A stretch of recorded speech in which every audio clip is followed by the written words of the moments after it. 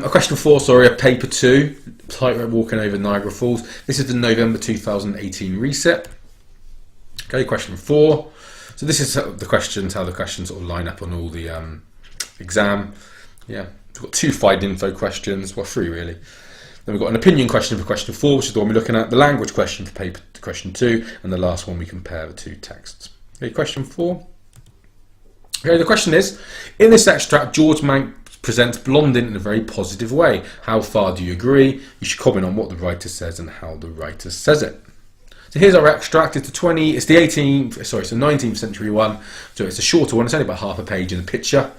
Generally, it's a bit shorter than the other extract just because it's a little bit harder to read because obviously it was written in 1862, this one. However, you should recognise a lot of the words in here.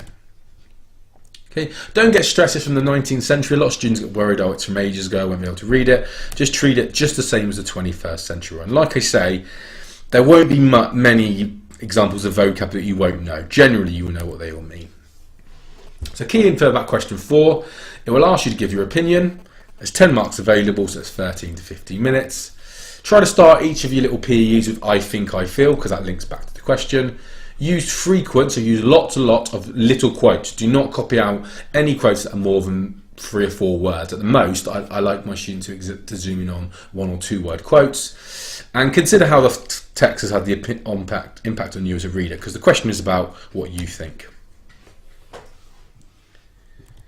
Okay, so it's a 10-mark question, like I said, so it's 13 minutes, and we're going to try and do 5 to 8 quotes. However, don't get worried about that. My students get worried about that. I would say just do as many quotes as you can in 13 minutes. When 13 minutes is up, you move on. Okay, terminology is not needed on every point. Leave it if you're not sure.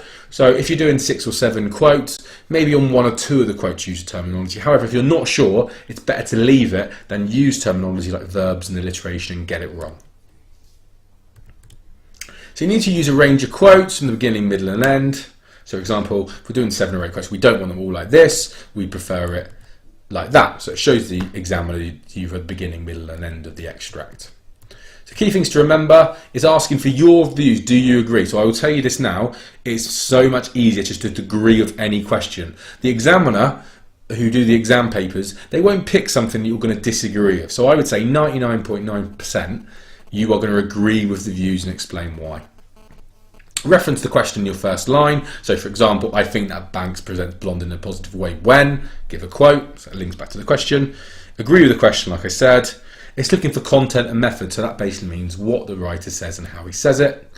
It's actually very similar to question 2, which is the how question. For example, how does the writer make it interesting? The only difference is you're giving your opinion. Okay, so we're going to zoom in on keywords and think why has he used them. So I've used this example question on video 2 as well, but I've changed up the question a little bit so it applies to this one. So the question would be, the writer presents the boy as scared when he says the rain thumped against his window.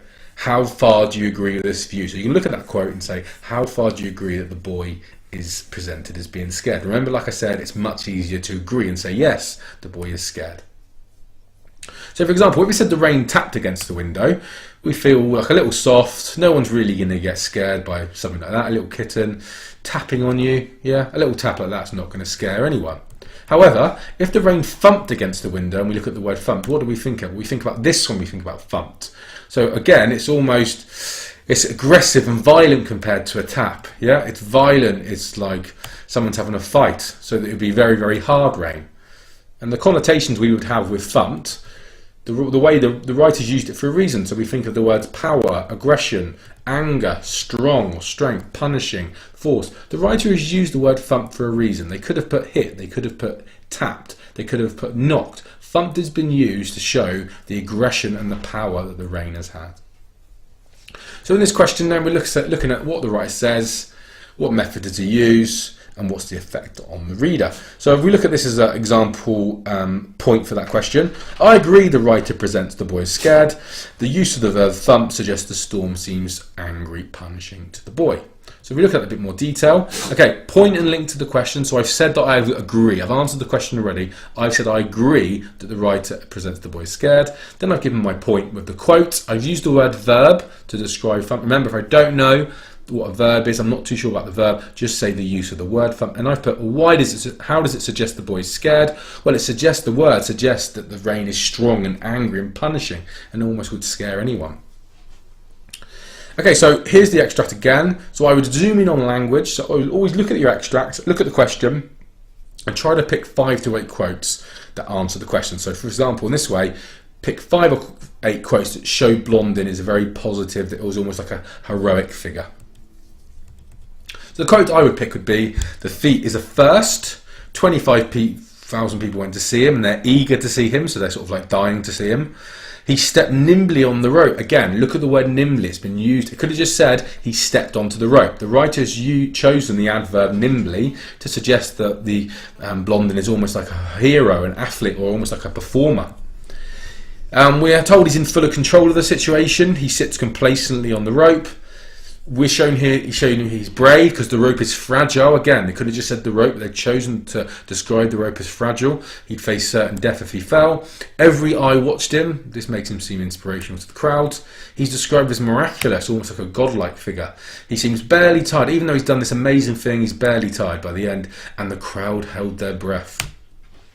Okay, so here's the question again, and this is the PE sort of structure I would use. So I agree that Banks presents Blondin in a positive light. Okay, that's linking back to my question. The question is, George presents Blondin in a very positive way. Do you agree? So straight away I'm saying, yes, I agree, presents. Then I've put, because the writer says, put my quote in. Then I'm going to put my, basically say why I've chosen that quote and why it shows him to be positive.